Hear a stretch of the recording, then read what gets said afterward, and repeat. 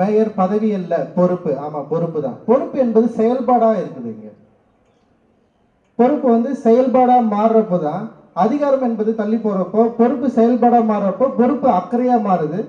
அது சமூகத்துக்கு தேவையான ஒரு அக்கறையா மாறுறப்போ, அந்த அக்கறை எங்கிருந்து ஸ்டார்ட் ஆகுதுன்னா எளிய மக்களிடம் இருந்துதான் அக்கறை என்பது வந்து இந்த சமூகத்துக்கு ரொம்ப அவசியமானதா இருக்குது அப்படின்னு நான் நினைக்கிறேன். இந்த சமூகத்துல வந்து ரொம்ப முக்கியமானதா, ரொம்ப ஹை லெவல் இல்லைன்னா கீழே ரெண்டும் வந்து பயங்கர எக்ஸ்ட்ரீமா இருக்கும்.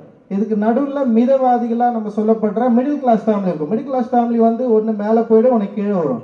ஆனால் அந்த எளிய மக்களுடைய வாழ்வியலும் ஹையர் கிளாஸும் ரெண்டும் எப்பவுமே ஒன்றா சேரவே சேராது.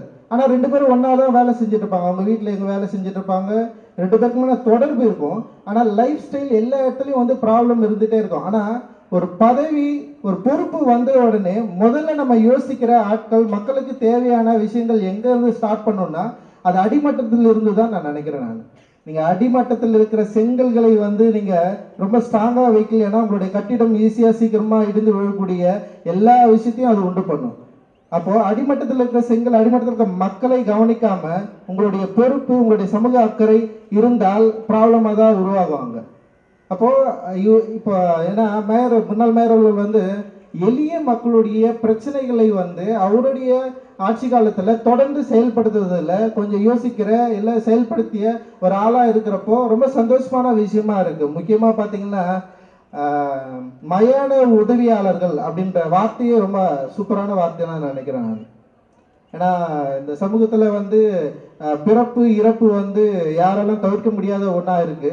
அப்ப இறப்பு அப்படின்றப்ப வந்து அங்க வெட்டியா சமூகத்துடைய ஒரு உதவியோ இல்லை அவங்க இல்லாம ஒண்ணுமே பண்ண முடியாது அப்படின்ற இடத்துல நம்ம அவங்கள மீறி நம்ம ஒண்ணுமே பண்ண முடியாது. அவங்க இருந்தாதான் புதைக்கவும் முடியும், எரிக்கவும் முடியும் அப்படின்ற சூழல்ல ரொம்ப முக்கியமான ஒரு ஆளா இந்த சமூகத்துல இருக்கிறப்போ அந்த மக்களுக்கான அந்த சொல் வந்து இங்க எங்க என்னவா பயன்படுது அப்படின்றது வந்து நம்ம முக்கியமா யோசிக்க வேண்டிய தேவையா இருக்கு.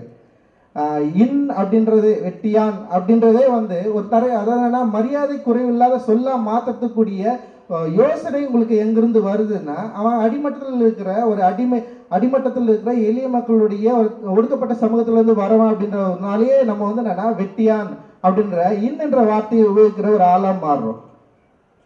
அப்போ அந்த வார்த்தையே வந்து இங்க பிரச்சனையா இருக்கிறப்போ அந்த வார்த்தையை மாத்துறாங்க, மயான உதவியாளர்கள் அப்படின்னு சொல்லிட்டு.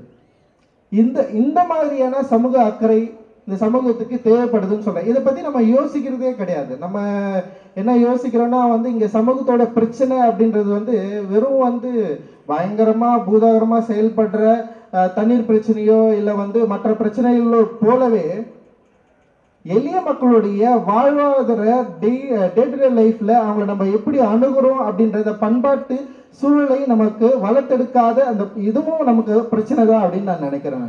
அந்த பிரச்சனை அடிப்படையில் இந்த பேச்சை, இந்த பெயரை மாத்தினது அப்படின்றது வந்து நிச்சயமா அவருக்கு என்னுடைய மிகப்பெரிய பாராட்டை நான் தெரிவிச்சுக்கிறேன் இந்த இடத்துல, மயான உதவியாளர்கள் அப்படின்னு சொல்லிட்டு. அப்புறம் இந்த சமூகத்துல அப்படின்றப்போ வந்து ஆர்ட் வந்து ரொம்ப முக்கியமான ரோல் பண்ணுது. நம்முடைய சென்னை மாதிரியான மாநகரில் முன்னாடி வந்து என்னன்னா பொங்கல் திருவிழாக்களை வந்து சங்கமம் சொல்லிட்டு ஒரு நிகழ்வு நடந்தது. ரொம்ப அவசியமான அற்புதமான ஒரு நிகழ்வா அது இருந்தது. அது பொங்கல் திருவிழா சமயத்தில். ஆனால் அதுக்கப்புறம் அது காணாம போயிடுச்சு. அதை ஒட்டி நிறைய நிகழ்வுகள் நடந்தது. முக்கியமா சுவர் ஓவியங்களை தீட்டுதல் அப்படின்னு சொல்லிட்டு நான் சுவரில் எங்க பார்த்தாலும் வந்து போஸ்டர்ஸ் இதுதான் ஒட்டி வச்சிருப்பாங்க. அதை எடுத்து வந்து சுவர் ஓவியங்களை தீட்டினது. அப்புறம் வந்து ஒவ்வொரு ஜங்ஷன்லயும் வந்து சிலைகளை வைத்ததல், அதை பராமரிக்கிறது, அப்புறம் பூங்காக்களை வந்து உருவாக்குறது. இது எல்லாமே என்னன்னா நெருக்கடியான மனசூழல்ல வசிக்கிற நம்ம மாதிரியான சென்னை மாநகர மக்களுடைய மைண்டை வந்து கொஞ்சம் ரிலாக்ஸ் பண்றதுக்கும் இங்க ஆர்டிஸ்டிக்கான விஷயம் வந்து அடுத்த கட்டத்துக்கு போறதுக்குமான உதவியா அது இருந்ததுன்னு நான் நினைக்கிறேன். இந்த மாதிரி என்ன நிறைய எளிய மக்களுக்கும் இங்க இருக்கிற மக்களுக்குமான உறவையும் ஆர்ட்டையும் வெளிப்படுத்துகிற நிறைய விஷயங்கள் வந்து நம்ம பண்ண வேண்டிய தேவை இருக்கு அப்படின்றத உணர்ந்து அவருடைய ஆட்சி காலத்தில் செயல்பட்டதுக்காக அவரை நிச்சயம் நம்ம பாராட்டலாம். ஒட்டுமொத்த இளைஞர்கள் வந்து ஒன்றுபட்டு மிகப்பெரிய விஷயங்களை வந்து இப்போ வந்து பண்ணிட்டு இருக்காங்க.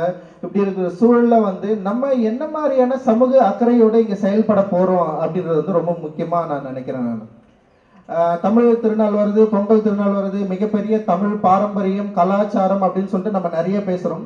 இங்க தமிழர் பாரம்பரியம் கலாச்சாரம் அப்படின்னு நம்ம சொல்றது யாருக்கான கலாச்சாரம், யாருக்கான தமிழ், யாருக்கான அப்படின்றதுல நிறைய பேச்சுகள் இருக்குது, குளறுபடிகள் இருக்கு. இங்க ஏன்னா ஜல்லிக்கட்டை நம்ம எதிர்க்க, அதாவது ஜல்லிக்கட்டு தடை என்பதை நம்ம அனுமதிக்கவே முடியாது. நம்முடைய ஒட்டுமொத்த தமிழ் கலாச்சாரத்துடைய உணர்வுகள் அடிப்படையில் ஒருத்த வந்து தடை செய்யறத நம்ம கேள்வி கேட்க வேண்டிய அவசியம் இருக்குது. ஏன்னா சுப்ரீம் கோர்ட் வந்து தடை விதிக்கிற காவிரி நீர் வந்து விடக்கூடாது, விடணும்னு சொல்ற உத்தரவு போடுற சுப்ரீம் கோர்ட்டுடைய தீர்ப்பை மதிக்கிற அல்லது தீர்ப்பை மதிக்காம செயல்படுற அரசாங்கங்கள் இருக்கிறப்போ நம்ம இதை பத்தி கேள்வி கேட்கறதுல தவறே இல்லைன்னு நான் நினைக்கிறேன். இந்த மாதிரியான சூழல்ல இப்போ ஏன்னா நிறைய விஷயங்கள் நடந்திருக்கு தமிழ் சூழல்ல. ஏன்னா இலங்கை போர் ஒட்டிய நிறைய விஷயங்கள் இங்க வந்து எல்லா இடத்துலயும் மௌனமா இருந்துட்டு இப்ப இந்த ஜல்லிக்கட்டுக்கு வந்து இவ்வளவு பெரிய ஒரு ஆதரவு மாணவர்களிடையே வந்திருக்கு, ஒரு ஒற்றுமை வந்திருக்குன்னா ரொம்ப சந்தோஷமான விஷயம்னு நினைக்கிறேன். இந்த ஒற்றுமையை நம்ம கரெக்டா பயன்படுத்தணும்னு நினைக்கிறேன். நான் இப்பதான் இளைஞர்கள் கிட்ட ஓரளவுக்கான தமிழ் உணர்வு ஒட்டிய ஒரு ஒற்றுமை வந்து வந்திருக்கு. அந்த ஒற்றுமையை நம்ம ஏன்னா வெறும் ஜல்லிக்கட்டு மட்டுமே இல்லாம ஜல்லிக்கட்டுக்கு பின்னாடி வந்து விவசாயிகளுடைய தற்கொலை நாளுக்கு நாள் அதிகரிச்சுட்டே இருக்கு. இதை பத்தி நம்ம பேச வேண்டிய தேவை இருக்கு. இப்ப இதுக்கு எல்லாம் ஒட்டி வந்து இந்த தமிழ் சமூகம் இவ்வளவு பெரிய பாரம்பரியம் உள்ள தமிழ் சமூகம் இவ்வளவு தூரம் வந்துட்டோம். ஆனா நம்ம அடிப்படையில் நமக்கு உள்ள இருக்கிற சாதி என்ற ஒரு விஷத்தை தீர்க்கக்கூடிய ஒரு ஒற்றுமையை நோக்கி நம்ம நகரணும்னு நினைக்கிறேன். நான் இந்த ஒற்றுமையை நோக்கி நம்ம எப்ப நகர போறோம்? சாதிதான் சமூகம் என்றால் வீசும் காற்றில் விஷம் பரவட்டும் சொன்னார் புரட்சியாளர் அம்பேத்கர்.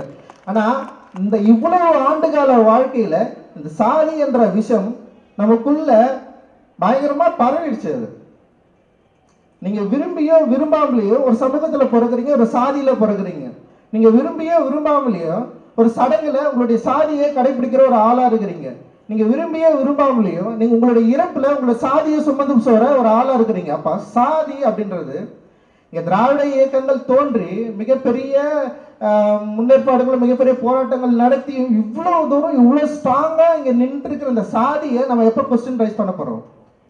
ஜல்லிக்கட்டுக்கு ஆதரவாக ஒன்று திரளுகிற மாணவர்களுடைய ஒற்றுமை ரொம்ப அவசியமானது அப்படியே கோர நேரத்துல அந்த அவ்வளவு மாணவர்களும் சரி 300 குடிசைகள் எதிர்த்த தர்மபுரியில 300 குடிசைகள் எரிச்சாங்க. இதுவும் தமிழர்கள் தானே, தமிழர்களோட குடிசை தானே எரிஞ்சுதாங்க. அவங்கன்னா வெளியூருக்காரங்களா? அவங்கன்னா வேற மொழி பேசுறவங்களா? அவங்க தமிழ் சமூகத்துல தமிழ் மொழி பேசுகிற, தமிழ் நிலத்தை வந்து பண்படுத்தி விவசாயம் செய்கிற, தமிழ் மாட்டுகளை வளர்க்கிற, தமிழ் உணர்வோடு கடைசி வரைக்கும் தமிழ் பேசி சாவுற ஒரு தமிழனை இன்னொரு தமிழன் கொளுத்துறான், எரிக்கிறான், கொல்றான், ஆணவ கொலன்றான், கௌரவ கொலன்றான், கொல்றதுக்கு விதவிதமான காரணங்களை கண்டுபிடிக்கிறான்.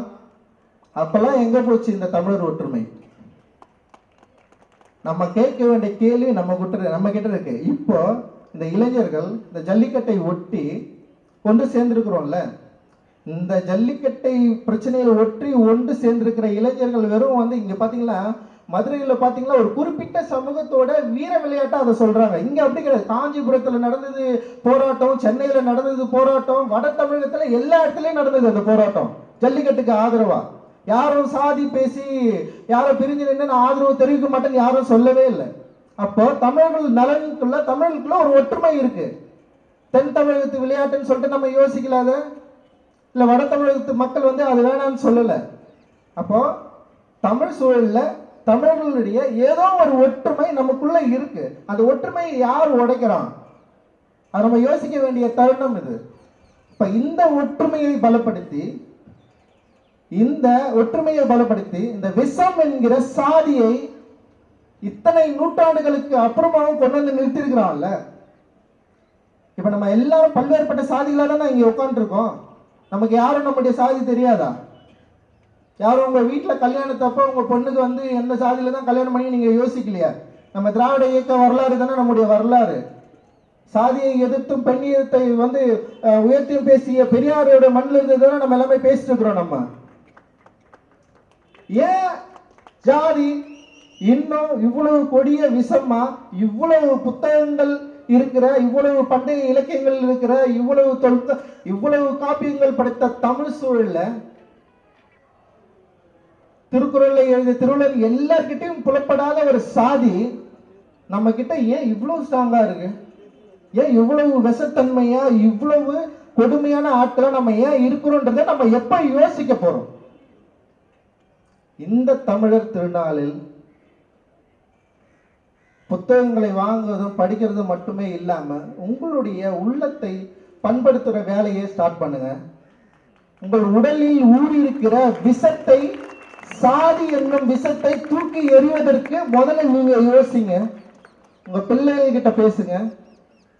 உங்களுடைய தெருக்களிலும், உங்களுடைய குடும்பங்களிலும், உங்களுடைய வீடுகளிலும், உங்களுடைய சடங்குகளிலும், உங்களுடைய திருமணங்களிலும் வருகிற சாதியை தூக்கி எறிவதற்கு யோசிங்க. நீங்க இந்த தமிழர் திருநாள் கழிச்சாது ஒரு மாற்றமிகு ஒரு தமிழகம், மாற்றமிகு தமிழர்கள், நம்ம எல்லாரும் தமிழர்கள் தான் அப்படின்னு நான் நினைக்கிறேன். நீங்களும் நினைக்கிறேன். நம்ம எல்லாரும் தமிழர்கள் அப்படின்றப்போ தமிழர்களுக்குள்ள இருக்கிற இந்த சாதி வேறுபாடை கலைந்து தூக்கி எரிஞ்சு போட்டா மட்டுமே தான் நமக்கு கிடைக்கக்கூடிய ஒட்டுமொத்த உரிமையும் கிடைக்கும்னு நான் நம்புறேன். ஏன்னா இன்னைக்கு மத்திய மாநில அரசுகளுக்குள்ள வேறுபாடு பயங்கரமா வளர்ந்துச்சு. மாநில அரசுக்கும் மத்திய அரசுக்குமான இடைவெளி அதிகமா இருக்கு. முக்கியமா தமிழகத்துல மிக அதிகமா இருக்கு. நம்முடைய தண்ணி பிரச்சனை இருந்து, எல்லை பிரச்சனையிலிருந்து, மொழி பிரச்சனையிலிருந்து எவ்வளவு பிரச்சனைகள் இருக்கு. அப்ப அவ்வளவு பிரச்சனைகளையும் தீர்க்கக்கூடிய ஒரே ஒருமைப்பாடு தமிழ் ஒருமைப்பாடு மட்டுமே தான். சாதி என்பதை தூக்கி எறிந்து தமிழர்களால் ஒன்றிணைந்தால் மட்டுமே தான் நம்மளால இந்த பிரச்சனையை கரெக்டா ஜெயிக்க முடியும் அப்படின்னு நான் நம்புறேன். ஏன்னா இந்த புத்தக வெளியீட்டுல நான் இங்க பங்கு பெறதில்ல. என்னால முடிஞ்ச ஏதோ ஒரு விஷயம் உங்களுக்கு சொல்லணும்னு நினைச்சேன். அந்த விஷயம் நிச்சயமா சாதியை அழித்தொழித்தல் மட்டுமே தான். அந்த சாதியை அழித்தொழித்தல் நிகழ்ந்தால் மட்டுமே தான் தமிழர் ஒற்றுமை, தமிழர் ஒருமைப்பாடு விளங்கும் அப்படின்னு நான் நம்புறேன். மோஸ்ட்லி எல்லாமே சென்னை தான். ஒரே ஒருத்தர் மட்டும் ஒரு ட்ரீம் ஒர்க் பிரைவேட் லிமிடெட்னு சொல்லி ஒரு கம்பெனியில் இருந்து கால் பண்ணியிருந்தாங்க, பெங்களூர்லேருந்து ஒரு ஷார்ட் ஃபிலிம்காக. சென்னை வந்து செய்ய முடியாதுங்கிறனால சில இதை அவாய்ட் பண்ணோம். இப்போ